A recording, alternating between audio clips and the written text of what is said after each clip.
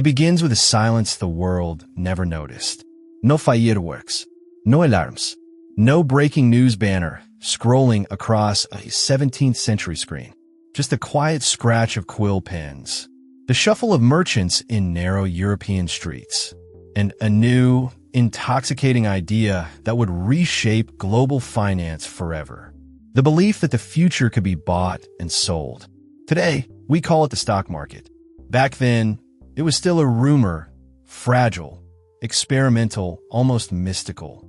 But as investors would soon learn, the moment humans discovered how to trade the future, they also discovered how to destroy it.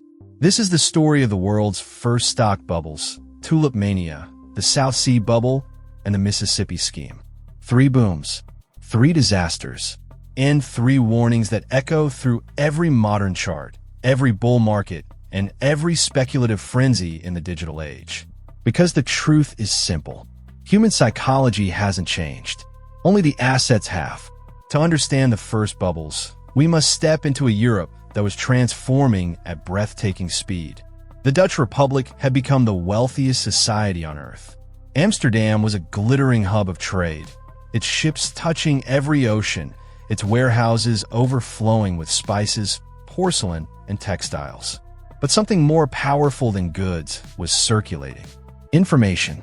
Merchants needed a better way to pool money, spread risks, and fund voyages that could take years. So they created a financial instrument never seen before. Shares of a company. The Dutch East India Company, founded in 1602, became the world's first publicly traded corporation. For the first time in history, anyone with enough capital could own a slice of global trade. It was revolutionary and dangerous because now wealth wasn't tied to crops or land. It was tied to expectations, and expectations could be manipulated, magnified, or inflated like a balloon. It didn't take long for that balloon to burst. It sounds absurd today.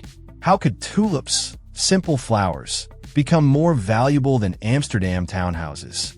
But in the 1630s, tulips weren't just flowers. They were luxury status symbols. Rare, genetically unpredictable, exquisitely fragile.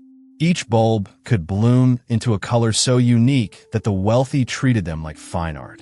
And then something new happened: futures contracts. Merchants realized they didn't need to wait until a flower bloomed. They could trade the right to buy or sell a tulip months before it even existed. Suddenly, tulips became not just flowers, but promises. Promises of wealth. Promises of prestige. Promises of profit. Prices soared. A single bulb sold for more than a skilled worker could earn in a decade. Some bulbs sold for the price of a house on Amsterdam's canal belt. People mortgaged their homes, sold their businesses, abandoned their trades, all because the chart kept going up. And then one cold February night in 1637, someone failed to show up at an auction. Silence. Hesitation. A tiny crack in the illusion. Within days, the entire tulip market collapsed. Panic replaced euphoria. Bulbs that once traded for fortunes were now worthless. Tulip Mania was over, and Europe had just learned its first painful lesson. When speculation outgrows reality, reality always wins. A few decades later, across the continent, another bubble began, one far larger, more complex, and more catastrophic. Its architect was John Law, a gambler, a financial genius, and a man who believed he could redesign an entire economy. France was drowning in debt after years of war. Law convinced the Regency to let him try something radical. Create a central bank. Issue paper money backed by confidence, not metal. Found a massive trading company, the Mississippi Company, to exploit the riches of French America. Investors were hypnotized. Shares skyrocketed. Parisian salons buzzed with stories of unimaginable wealth waiting across the ocean. But the riches didn't exist. The company's earnings were fantasy. Demand was real, profits were not. Law desperately printed more money to keep prices rising. The bubble inflated and inflated until the illusion collapsed under its own weight. Bank runs paralyzed Paris. People burned paper money in the streets.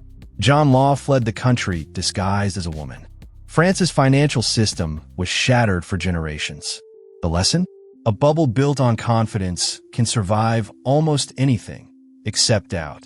At the same time, Britain watched France's bubble and decided to create one of its own.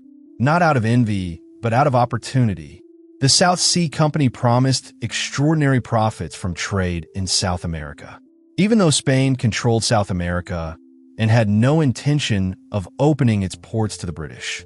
But facts didn't matter. Storytelling did. And the company told a story so seductive that Parliament itself invested. Shares soared. Politicians promoted it. Stock jobbers flooded London's coffee houses promising wealth beyond imagination. Isaac Newton invested early, then sold for a profit. But when prices doubled again, he re-entered the market. He later said, "I can calculate the motion of heavenly bodies, but not the madness of people." When the bubble burst, Newton lost the equivalent of millions. The collapse exposed bribery, corruption, insider trading, and a government entangled in its own deception.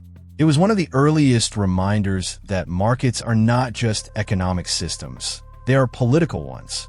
Across these three scandals, continents, cultures, and centuries apart, the pattern is identical. A new financial innovation, a believable story, rapid price increases, mass participation, doubt, collapse. Every bubble feeds on 5 human weaknesses: greed, fear of missing out, overconfidence, trust in authority, the illusion of inevitability. Economic tools change. Human psychology does not. That's why every generation believes its bubble is different, until it isn't. We see the same arcs across the modern economy. Dogecoin estoques promising a digital utopia. Housing markets built on faulty credit systems. Cryptocurrency booms driven by narratives, not fundamentals. Meme stocks powered by collective emotion. Every bubble begins with innovation. Every collapse begins with doubt. The old bubbles were smaller, but their warnings were enormous. Because once people discover they can profit from the future, they forget the future is unpredictable. The world's first stock bubbles didn't just bankrupt investors. They revealed something deeper. Markets are mirrors, and sometimes they show us things we don't want to see. They show our hunger for shortcuts, our belief in stories over statistics, our desire to escape uncertainty by betting on illusions. Yet bubbles also give us something rare: clarity. They teach us that the greatest risk in any market is not volatility. It's the belief that this time is different. The names change, the assets change, but the cycle remains the same. Because as long as humans dream of wealth, they will also dream of bubbles.